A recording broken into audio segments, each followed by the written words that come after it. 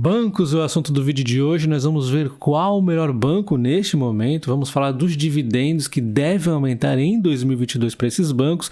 Vamos falar do segundo trimestre de 2022 desses bancos rapidamente. Vamos ver o desconto e o momento de cada um deles. Deixa o like nesse vídeo, ajuda esse vídeo a expandir, a chegar a mais pessoas, né? E não se esqueça de testar a plataforma do AGF Mais por 30 dias. Depois você pode cancelar sem custo nenhum. Tem bastante coisa aqui relacionada a dividendos, tá? Então vamos falar aqui do resultado do Banco do Brasil primeiro, só um overview, né? A gente vê aqui que ele tinha até uma projeção anterior que foi superada. Isso aqui vai ser super importante para a gente recalcular os dividendos. Então a gente tem aqui o lucro líquido ajustado que ela está fazendo hoje 14,4. Como não é percentual, é valor, é só multiplicar por 2, a gente vê que ela está caminhando aqui para realmente superar o guidance anterior. Então ele atualiza seu guidance de 27 para 30, tá? Aí nós temos a margem financeira bruta, que também está vindo muito bem, 2,2, bem aqui no meio, né? E aí ela vai e projeta, ou seja, ela está prevendo ainda uma melhora na margem. A carteira de crédito, ela tinha aqui de 8 a 12, ela está fazendo 20,8, fantástico, né? Ela projeta também um aumento aqui de 12 a 16, tá? Teve um aumento aqui em todas as partes, né, indo muito bem o Banco do Brasil sem nenhum tropeço. A receita de prestação de serviço era de 4 a 8, ela eleva aqui para 6 a 9, fazendo então 9,1 nesse momento. Tá indo muito bem na receita de prestação de serviço, né? Até mesmo superando até o momento, né, a revisão do guidance dela. A gente vê a despesa administrativa de 4 a 8, ela faz 5,8, está em linha e ela mantém, enquanto as PDDs deu uma leve aumentadinha na previsão da provisão, porque, né, esse cenário está um pouco instável, né? Então, assim, para o dividendo dela, no começo do ano eu havia usado o guidance no topo, praticamente tinha previsto aqui um lucro de 25,5 para prever os dividendos da empresa. Só que neste momento ele atualiza o guidance, a gente vai lá e atualiza também. Nesse momento eu vou estar utilizando não mais o topo exatamente, mas vou bem no meio, tá? Eu estou acreditando aqui que vai estar entre 28,5. É o que eu vou acreditar aqui no resultado do banco, tá? Algumas linhas aqui podem ter alguma dificuldade, principalmente aqui no PDD realmente, tá? Então, antes eu estava próximo do topo, agora bem no meio aí a gente vai prever o dividendo baseado nisso. A gente vai falar aqui do Banco ABC, olha só isso aqui, né? Também fantástico, tanto quanto o Banco do Brasil, né? Ele já vem aqui de sequência de fantástico, né? A gente vê aqui o lucro líquido aumentando a margem com o cliente pra caramba, se beneficiando aí da Selic demais, né? A margem com o mercado, como todos os bancos sofrendo, isso é normal. Nesse momento aí, ele aumenta a margem com o cliente, mas perde com o mercado, só que ele perdeu bem menos, né? Então a gente vê aqui, despesa com provisão, ele segue fazendo super bem, tem uma carteira bem coberta, né? De preço está sob controle, receita de prestação de serviço surpreendendo com a diversificação que ele está trazendo, né? Aí tem os custos que ele já previa no seu próprio guidance aí, um aumento desses custos por conta de toda essa diversificação, todo esse crescimento do banco, né? Enfim, e aí ele eleva o lucro em 47,9. Não dá para acreditar um aumento tão significativo assim, né? É um banco muito bom, né? E aí a gente vê o Bradesco também teve um bom resultado, talvez não tanto quanto o Banco do Brasil e o ABC, mas teve um bom resultado sim. A carteira de crédito expandida aumenta, a previsão era de 10 a 14, ela aumenta aqui 17,7, bem acima do guidance, muito positivo. A margem com o cliente 18 a 22, ela faz 22,7, acima do guidance, ela está se aproveitando então desse cenário de Selic maior, conseguindo extrair uma margem maior dos seus clientes. A receita de prestação de serviço de 4 a 8 era esperada, ela faz 6,7. Essa linha que o mercado tem tanto medo, ele está aí conseguindo, né, aumentar. A despesa operacional de 1 a 5, ela faz 4,7, próximo do limite aí, né? Esse número quanto melhor, melhor. Enfim, está ainda dentro do guidance, dá para acreditar que vai manter sim. E o resultado de prestação de seguros aqui foi muito positivo. Eu até achava que seria melhor mesmo que ele tinha previsto aqui, né? Por conta de todo o cenário de sensibilidade muito alta. No ano passado, os prêmios sendo muito bem emitidos no banco. E aí não deu outra, né? Ele aumenta 48,4. Um ótimo resultado, deve continuar forte. Esse guidance aqui vai ser revisto, né? Não tem jeito. E o PDD aqui, ele tinha 17 a 21 e ele faz 10,1, tá próximo do topo do guidance. Se você multiplicar isso aqui por 2, né, que não é percentual, então é acumulado, vai ficar bem próximo do topo. Então, também uma cautelinha aqui com o PDD, né? E o Itaú também teve um bom resultado, né? Inclusive atualiza, né, o seu guidance aqui da carteira de crédito que era de 9 a 8, da 12 ele faz de 15,5 a 17,5, deu uma atualizada. A margem ele também vai superar, né, só o topo, o mínimo ele já vai fazer mais que o topo anterior, 25 a 27. As margens financeiras com o mercado ele manteve, o que é bom, né? Tem os bancos aí sofrendo mais com isso. O custo de crédito ele deu aqui uma leve aumentada, né? Não tão leve assim, porque nós estamos falando de bilhões, né? Enfim, mas percentualmente não é tão alta o aumento, porque realmente está um cenário difícil, né? A prestação de serviço também aumentou aqui e resultado de seguros também aumentou, por conta do bom resultado dos seguros, também um bom resultado da prestação aí de serviço. Ele vem surpreendendo nos serviços, inclusive, ele aumenta aí esse guidance, né? O mínimo novamente supera o topo anterior. Despesas aqui ele mantém e a alíquota também ele mantém, né? Então, também foi um bom resultado do Banco Itaú. E aí o Santander é aquele case que a gente já vinha falando desde o fim do ano passado, que ia ter alguma dificuldade com as provisões poucas que ele fez, ia enfrentar dificuldades se a linha de imprensa realmente pegar, se a linha de imprensa vai pegando, ele vai sofrendo, né? Cobertura magra, necessitando fazer aí várias provisões, as margens, então ano a ano aí vem 19,7 aqui por cento no semestre, aumentando, diminuindo a margem financeira com o cliente. Ele também teve aí problemas com a margem a mercado, enfim. De qualquer forma, ele vem sofrendo com as margens, é algo pontual, a gente tem que olhar mais para o que ele está conseguindo de receita nesse momento, né? Já que a prestação de serviços aqui, ele consegue aumentar, tarifas bancárias também está indo bem, né? Principalmente de tudo, é a carteira de crédito, ele está conseguindo aumentar muito, ele está fazendo algumas movimentações na digitalização, redução aí de despesas, enfim, ele está seguindo um bom caminho de longo prazo. De curto prazo, a gente já viu a queda, depois da queda, aí não tem como, nesse momento, tentar acertar aí o preço perfeito. Já está num bom preço e aí é cada um no seu case aí, né? Eu não tenho, mas se eu tivesse, com certeza não venderia, né? Então, a gente vê aqui o Banrisul, né? Que é um banco que está sofrendo com a Selic, né? Por incrível que pareça, ele tem uma carteira mais segura de todas, né? Então até que ele faz as provisões aqui, ele reduz, era de 2 a 3, agora vai de 1,5 a 2,5. Ele faz essa revisão que é positiva, né? Porque ele está fazendo muita provisão e não está acontecendo na inadimplência. Por quê? Porque ele tem muito crédito consignado. O que acontece com esse crédito consignado? De tão seguro que não tem inadimplência, né? Só que não está conseguindo repassar a Selic para esses créditos consignados. Está sendo algo que está indo devagarzinho ainda, não teve aquela virada de chave. Quando vai ter? Não temos como cravar, né? Já deu um leve aumento nesse trimestre, então quem sabe em breve esteja chegando esse dia. Também, se eu tivesse o Banrisul, também não venderia, estaria mais pensando em comprar. Mas no caso, eu não tenho, tá? Então ele faz aqui um ponto que a gente não gosta muito, é exatamente a margem financeira aqui, que ele reduz bastante, né? De 4,5 para 8,5, ele prevê aqui de 1 a 5, né? Então foi uma bela de uma redução aí, mas compensada parcialmente com a revisão aqui das despesas para provisões. A carteira de crédito foi mantida aqui, né, na média. Então, o Banrisul também não é um resultado tão assim animador, mas foco no longo prazo. Quando a gente fala de lucro contra a cotação, né, a cotação sempre segue o lucro, mas é no longo prazo, tá? Então a gente vê aqui o banco subindo o lucro por muito tempo e às vezes a cotação dá uma estagnada, né, meio que duvidando das coisas, ó.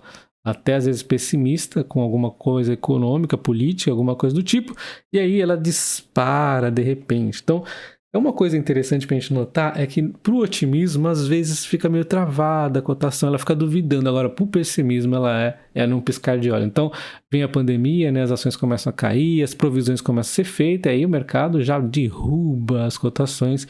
E aí depois o lucro vai melhorando e a cotação também, né? Então o mercado é meio só acredita vendo, né? Isso é interessante para a gente tentar alinhar melhor as nossas compras, tá? É bom esse tipo de visão aqui, que no longo prazo, quando você tiver já bastante tempo de bolsa, você vai começar a entender isso aqui.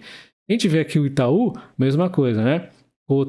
Lucro subindo e cotação subindo. De vez em quando dá uma estagnadinha, mas menos que o Banco do Brasil, mas também sobe. Na hora de descer, mesma coisa, cai infinitamente, né? E o lucro vai subindo e a cotação vai subindo. É a mesma história, né? A gente vê o Banco Bradesco, mesma coisa, né? Lucro subindo ao longo dos anos, cotação subindo ao longo dos anos, queda infinita pelos problemas de provisões e tudo mais. E também teve um agravante aqui que foi na sinistralidade, ele tem um braço de seguros mais forte que os demais bancos, né? E aí, ó, a gente vê uma queda mais acentuadinha ainda, né? E depois uma recuperação.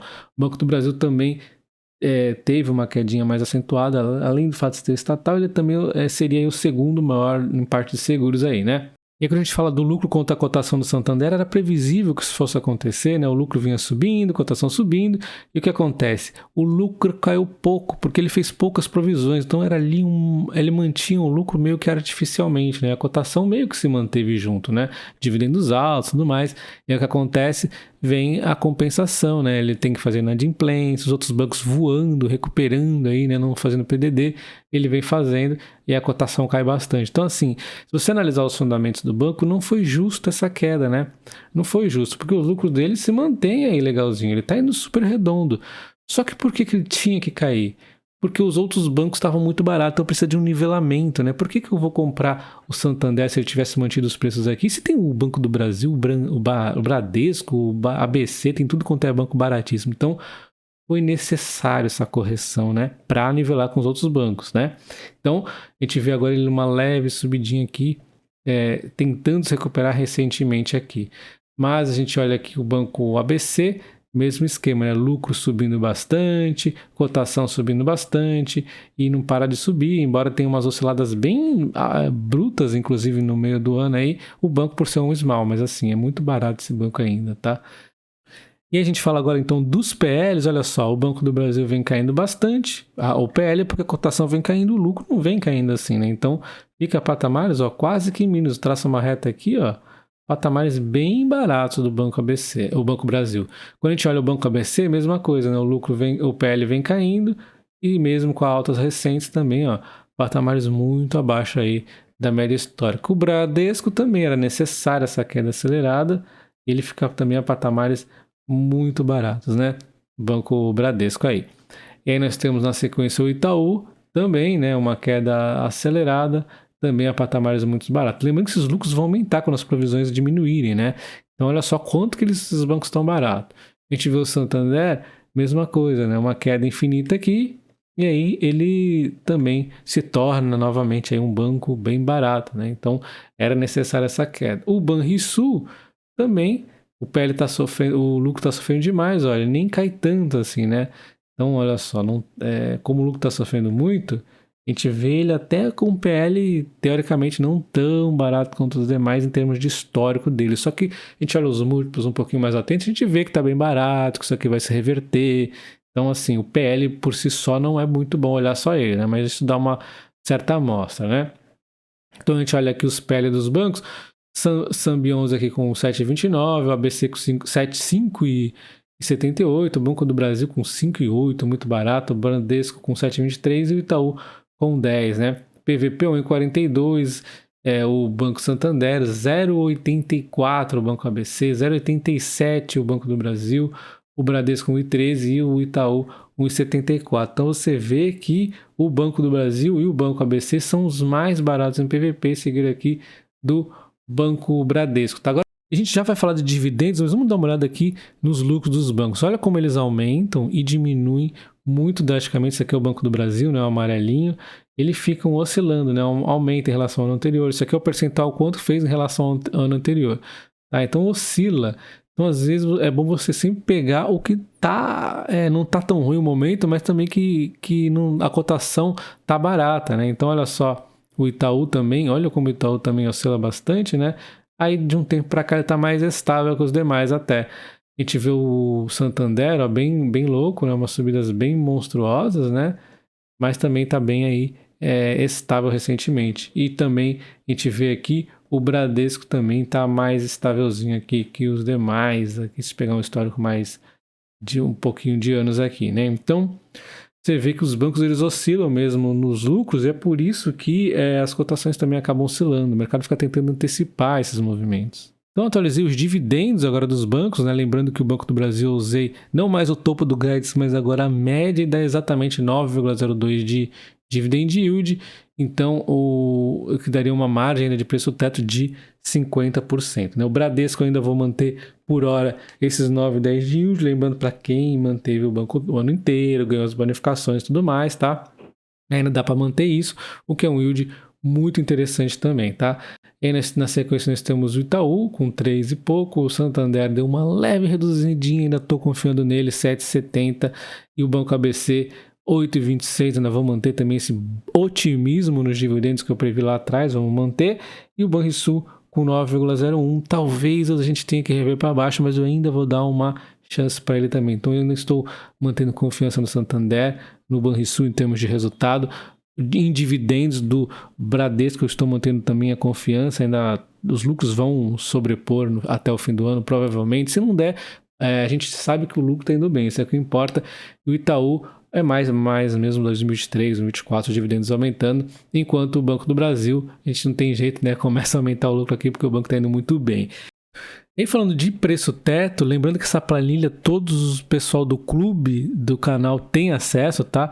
Então falando aqui da margem do Banco do Brasil, nós temos 50% de margem, o Bradesco 51%, o Itaú a gente não vai calcular nesse momento, porque ele está nesse momento de diminuição do dividendo por conta dos investimentos, né, XP e tudo mais, que eu já expliquei em outros vídeos. O Santander com 28,5% de margem, o Banco ABC com 37,5%, mas vai ter um crescimento legal aí à frente, e o Banrisul com 50% de margem de preço teto. E quando a gente fala de preço justo dos bancos, a gente tem aqui o preço da Safra, da BTG e da XP. E em relação ao Banco do Brasil, todos aumentaram o preço justo um pouco, então agora nós temos uma margem de 18,7%, né? O XP bastante otimista com o Banco do Brasil, né? É interessante.